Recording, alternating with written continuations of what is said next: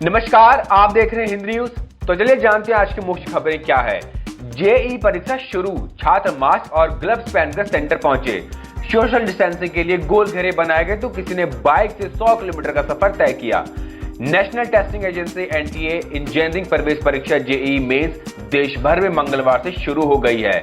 ये परीक्षा 6 सितंबर तक होगी। इसके लिए देश भर में 660 परीक्षा सेंटर बनाए गए हैं। पहले दिन सेंटर पर कोरोना से बचाव और सुरक्षा के इंतजाम देखने को मिले। छात्र भी परीक्षा केंद्रों पर पूरी एहतियात के साथ देखे गए। वे अपने साथ हैंड सैनिटाइजर लेकर आए। इसके अलावा छात्र मास्क और फेस शील्ड लगाकर पहुंचे। परीक्षा में 8.58 लाख स्टूडेंट्स का रजिस्ट्रेशन है।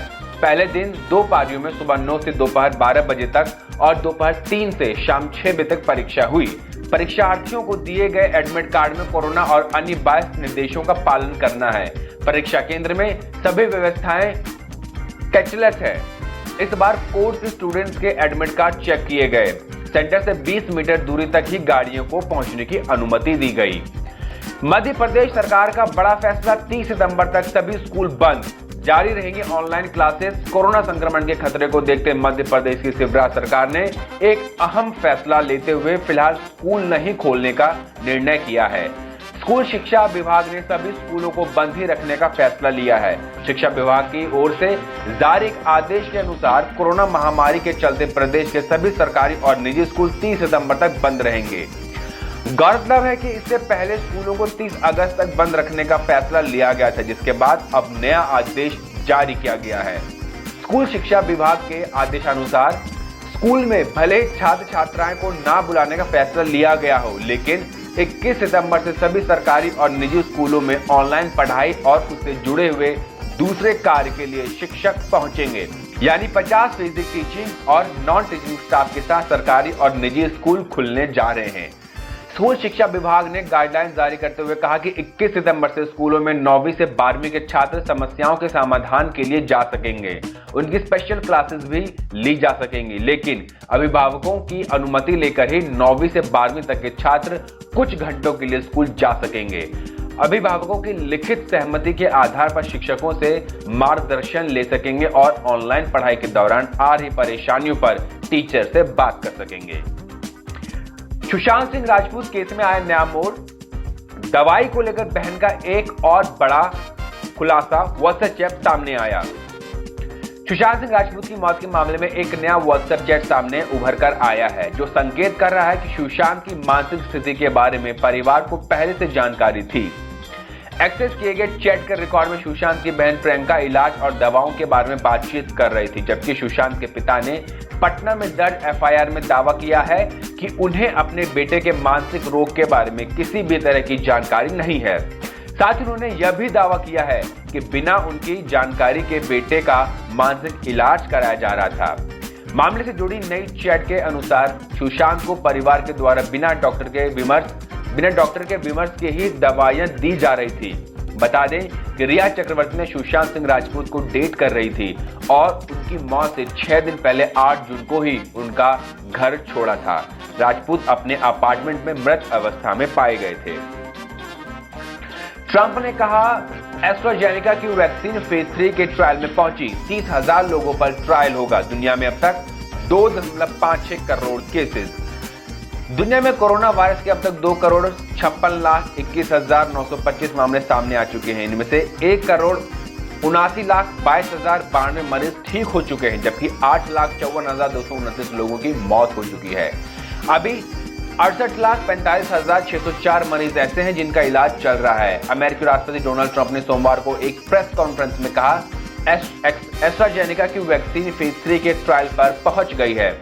जल्दी फेज 3 की दूसरी वैक्सीनों के साथ ही इसे भी अनुमति मिलेगी।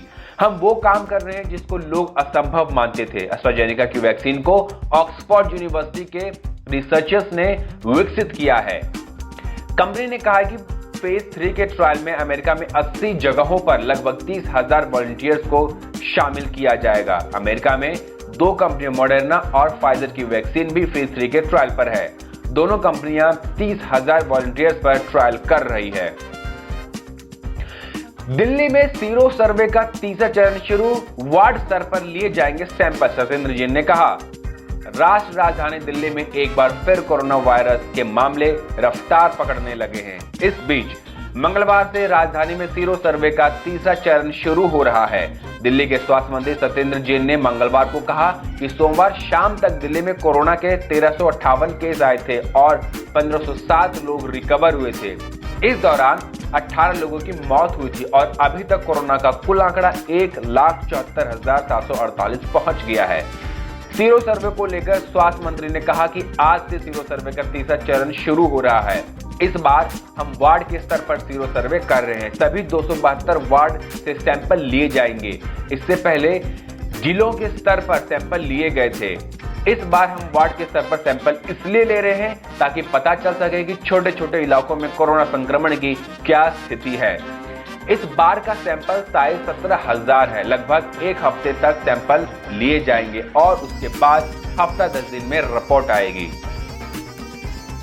सुशांत सिंह राजपूत मौत केस रिया चक्रवर्ती के बाद माता पिता से सीबीआई कर रही है पूछताछ। रिया की मां संध्या चक्रवर्ती और पिता इंद्रजीत से सीबीआई पहली बार पूछताछ कर रही है। मुंबई पुलिस के एस्कॉर्ट में दोनों सीबीआई ऑफिस पहुंचे। सुशांत के घर काम करने वाले रिया और उनके भाई शोभिक को आमने सामने बैठाकर पूछताछ हो सकती है। उधर प्रवर्तन निदेशालय ईडी गौरव आर्य से पूछताछ कर रहा है। गौरव और रिया की व्हाट्सएप चैट में ड्रग्स की बात सामने आने के बाद ईडी इस मामले की जांच कर रहा है। ईडी ने इस केस में एक और शख्स कुणाल जानी को भी पूछताछ के लिए बुलाया है। रिया के व्हाट्सएप चैट में कुणाल का नाम सामने आया था। चीन पाक सीमा पर और बढ़ेगी ताकत। 2580 करोड़ में स्वदेशी कंपनी से ही पिनाका रॉकेट लॉन्चर खरीद रही सरकार। सीमा पर चीन के साथ तनाव के बीच अपनी सैन्य शक्तियों को और भी अधिक मजबूत करने के उद्देश्य रक्षा मंत्रालय ने पिनाका रॉकेट लॉन्चर खरीदने के लिए 2580 करोड़ रुपए का समझौता किया। रक्षा मंत्रालय ने 6 सैन्य रेजिमेंट के लिए 2580 करोड़ रुपए की लागत से पिनाका रॉकेट लॉन्चर खरीदने को लेकर सोमवार को 2 अग्रणी घरेलू रक्षा कंपनियों के साथ समझौता किया। अधिकारियों ने बताया कि पिनाका रेजिमेंट को सैन्य बलों की संचालन तैयारियां बढ़ाने के लिए चीन और पाकिस्तान के साथ लगती भारतीय सीमा पर तैनात किया जाएगा। टाटा पावर कंपनी लिमिटेड टीपीसीएल और लॉर्सन एंड टूब्रो एलएनटी के साथ अनुबंध पर दस्तखत किया गया है, जबकि रक्षा क्षेत्र के सरकारी उपक्रम भारत अर्थ मूवर्स लिमिटेड बीईएमएल को भी इस परियोजना का हिस्सा बनाया गया है। बीईएमएल ऐसे वाहनों की आपूर्ति करेगी जिस पर रॉकेट लॉन्चर को रखा जाएगा। पाकिस्तान की एक और साजिश का पर्दाफाश। उड़ी सेक्टर में बरामद हुआ हथियारों का जखीरा। पाकिस्तान में बैठे आतंकियों के आका घाटी को दहलाने की लगातार साजिशें रच रहे हैं। एक ऐसी साजिश का पर्दाफाश प्रदेश के बारामूला जिले में हुआ है। जिले के रामपुर सेक्टर में रविवार को सीमा पर संदिग्ध हलचल देखी गई थी। इस दौरान संदिग्धों ने घुसपैठ की नापाक हरकत की। इसके बाद सर्विलांस ग्रिड को सक्रिय किया गया, जिसने चौकसी जारी रखी और अगले दिन सुबह करीब 5 बजे इलाके की तलाशी शुरू की। 7 घंटे की तलाशी अभियान के बाद रामपुर सेक्टर में 2 ठिकानों से हथियार और गोला बारूद की बड़ी खेप बरामद की गई। तो बस आज के लिए इतना ही। बाकी खबरों के लिए देखते रहिए हिंद न्यूज।